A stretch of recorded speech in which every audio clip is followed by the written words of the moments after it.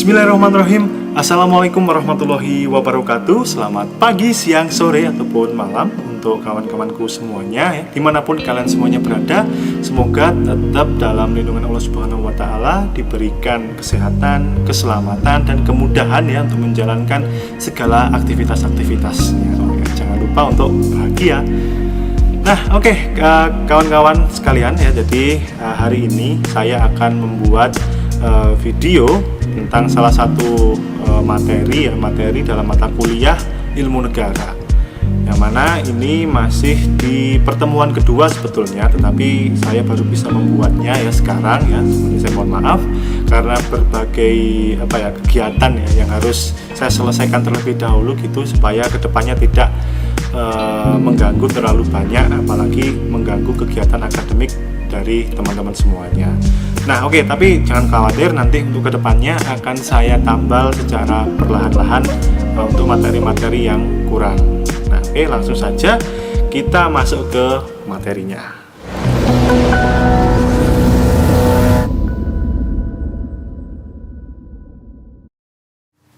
Nah, materi pada video kali ini ya, bisa teman-teman lihat ya dengan judul pengantar ilmu negara. Jadi ini adalah materi yang pertama akan saya berikan gitu.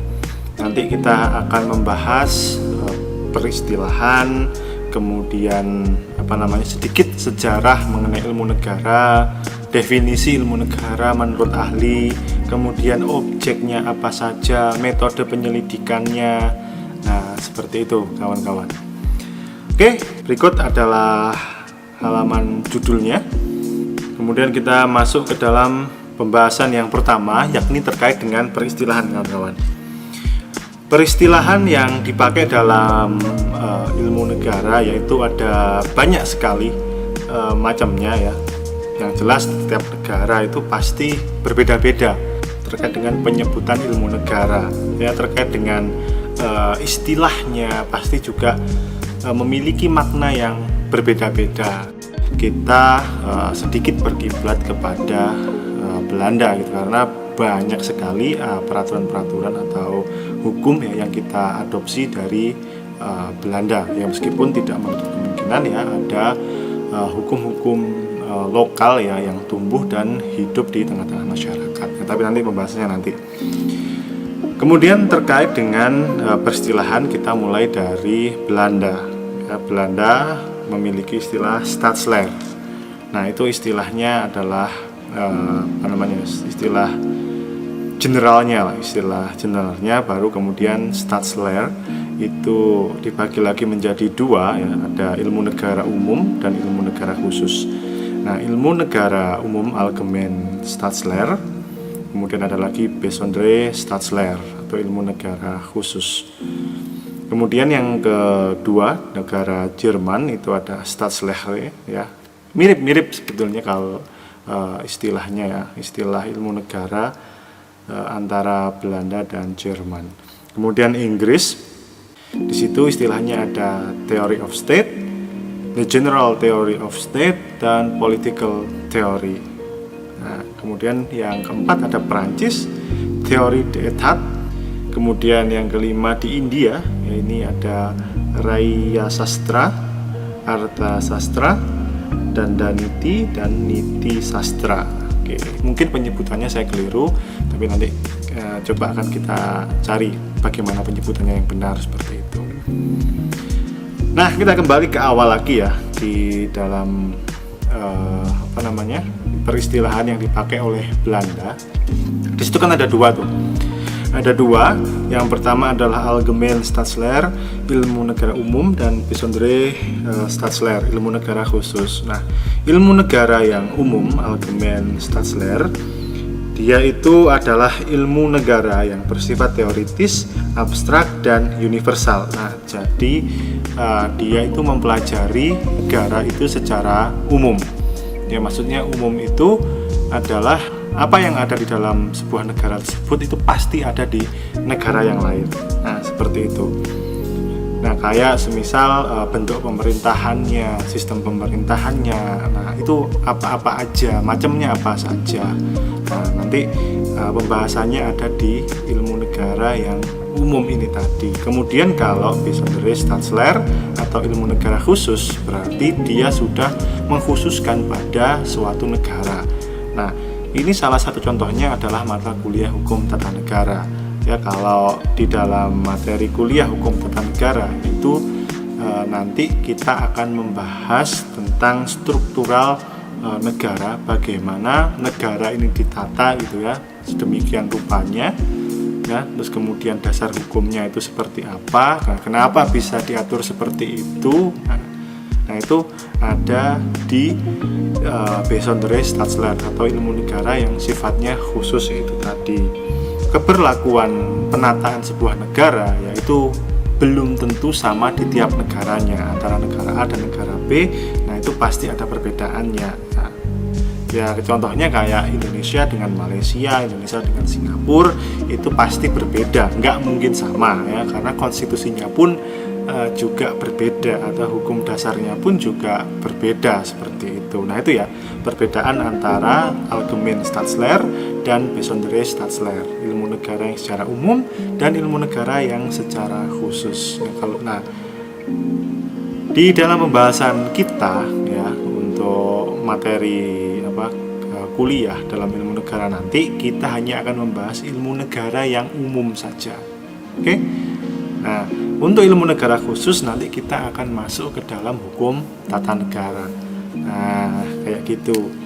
Dan nanti mungkin pembahasan kita di ilmu negara itu adalah bagaimana negara itu kemudian bisa terbentuk, bagaimana sebuah negara itu kemudian bisa berakhir, bagaimana sebuah komunitas masyarakat kemudian bisa membentuk sebuah organisasi yang namanya negara, bagaimana presiden itu dipilih, bagaimana dahulu itu rakyat itu memberikan kedaulatannya, ada sistem perwakilan, ada sistem demokrasi yang secara langsung ya, maksudnya di sini adalah yang tanpa perwakilan maksud saya. Nah, kayak gitu. Oke, lanjut yang kedua. Kalau di Jerman istilahnya adalah Stadtlehre, tadi sudah saya bahas. Kalau di Inggris, yaitu bisa teman-teman baca Theory of State, The General Theory of State, The Political Theory. Nah, di dalam ilmu negara ya, ilmu negara itu sangat erat dengan dua kajian yang lainnya ya, sama-sama mengkaji tentang negara. Ilmu negara, hukum tata negara, dan ilmu politik. Nah, tiga hal ini merupakan satu kesatuan yang bisa dibilang saling melengkapi, saling menghidupkan ya. Tanpa adanya salah satu pihak ini ya pasti ya tidak akan berjalan ya, sebuah negara itu tidak akan berjalan seperti itu. Nah, sekarang untuk kuis yang pertama di dalam video ini ya, apa perbedaan antara Theory of State dengan The General Theory of State ya, istilah yang digunakan oleh Inggris. Nah, silahkan nanti teman-teman jawab itu di kolom komentar di bawah ya. Jangan lupa sertakan kelas, kemudian nomor absen dan nama lengkapnya. Nah, kayak gitu. Itu kuis yang pertama, apa bedanya Theory of State dan The General Theory of State yang digunakan oleh negara Inggris. Oke, masuk ke slide yang ketiga, yang selanjutnya ya, ilmu negara yang ada di Indonesia. Ini saya singgung sedikit aja bahwa di dalam buku yang saya baca itu punyanya Profesor Dr. I. Dewa Gede Atmaja, sarjana hukum, magister sosial.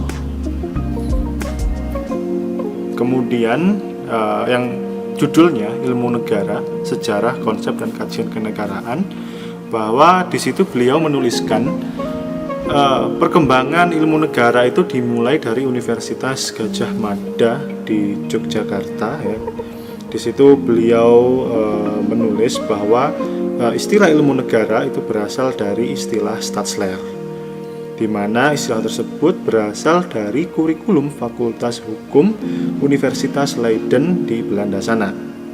Ilmu negara ini dipandang sebagai pengantar ya, kayak semacam PHI dan PIH-nya gitu, sebelum melanjutkan ke hukum perdata, hukum pidana, dan hukum tata negara, bahkan ya juga tercakup di situ nanti, dan lain sebagainya gitu dia. Nah, ini lebih berfokus kepada objek kajian negaranya ya, karena gimana ya kewenangan atau kekuasaan itu berasal dari rakyatnya yang bersepakat untuk menyerahkan sebagian kedaulatannya kepada negara.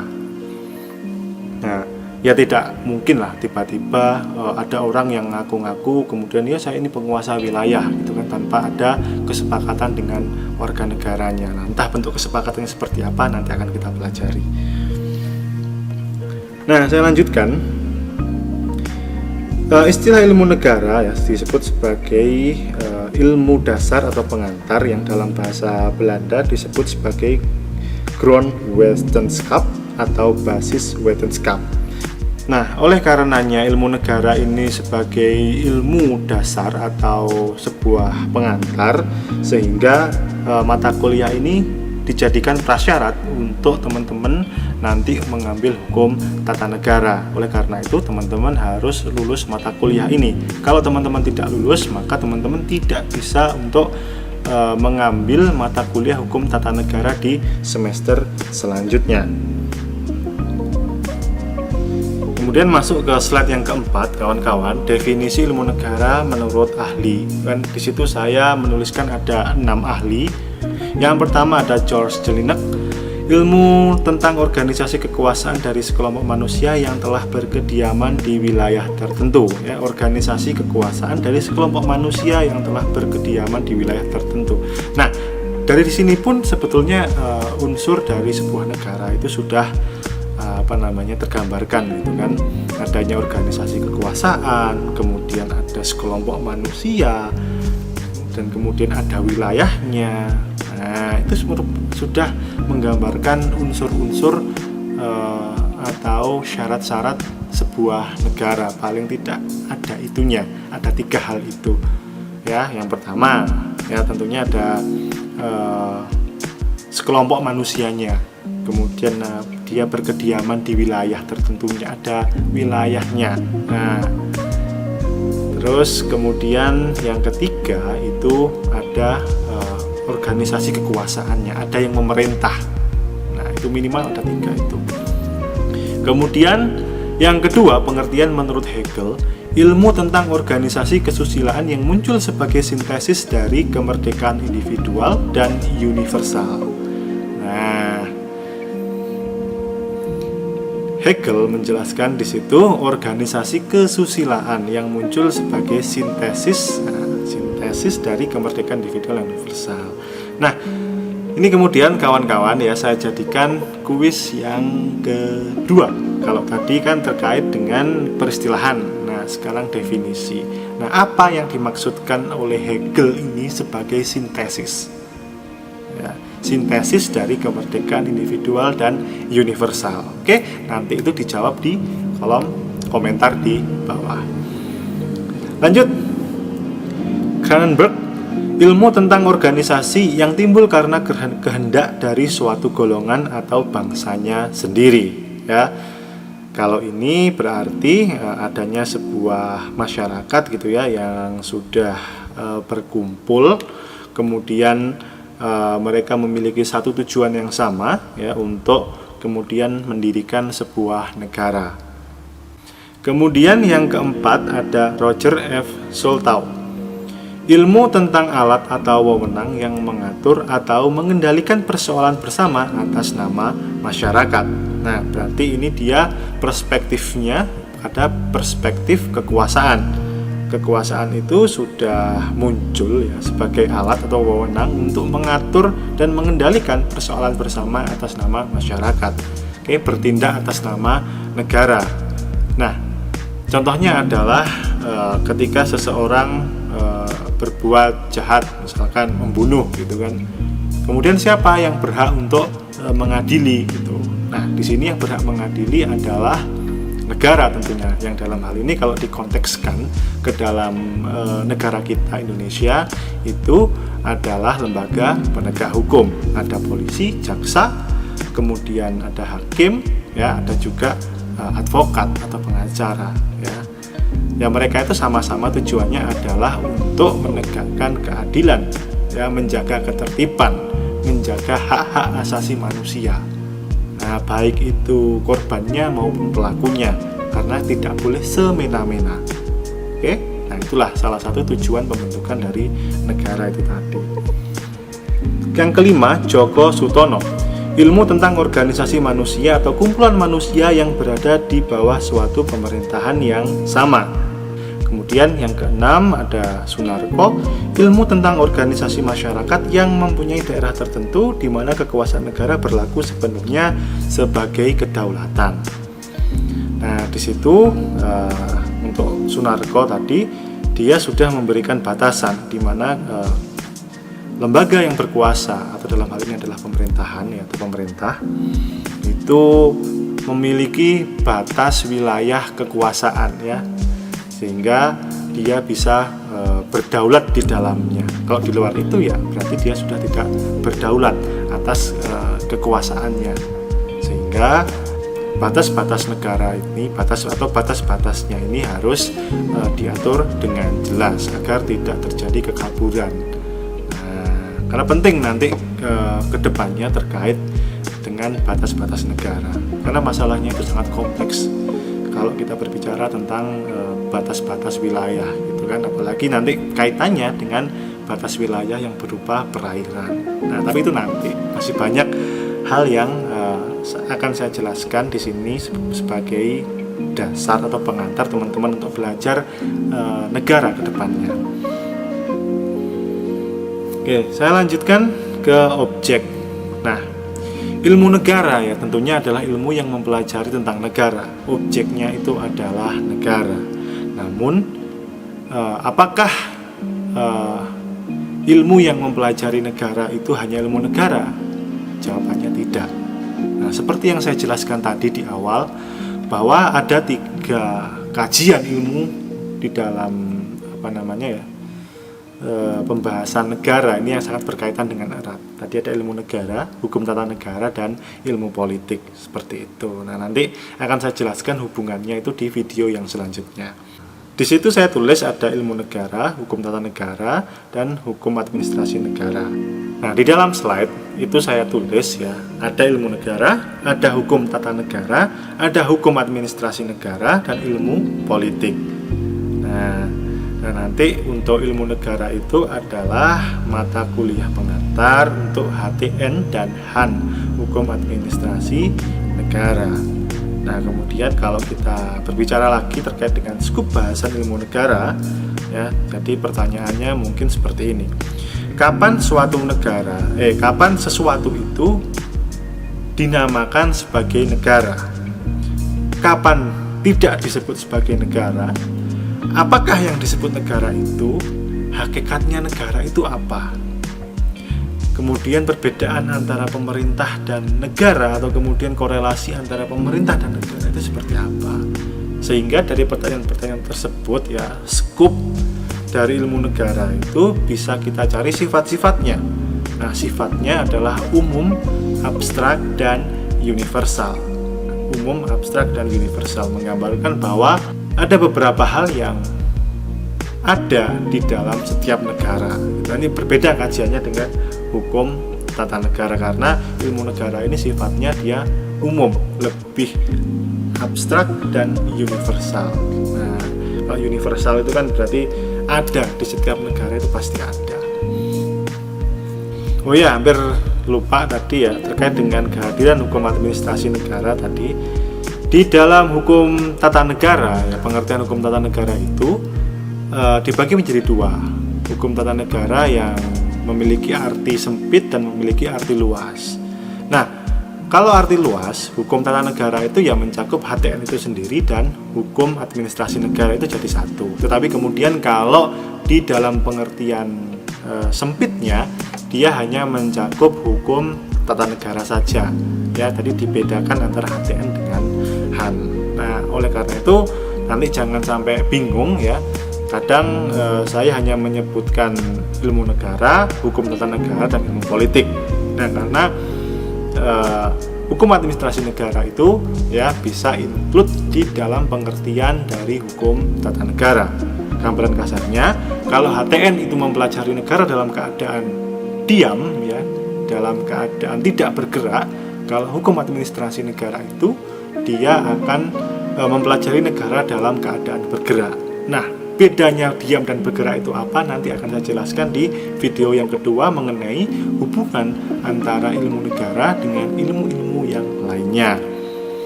Nah, saya lanjutkan dulu. Nah, kemudian slide yang terakhir, dan ini sekaligus menjadi kuis bagi teman-teman ya, metode penyelidikan.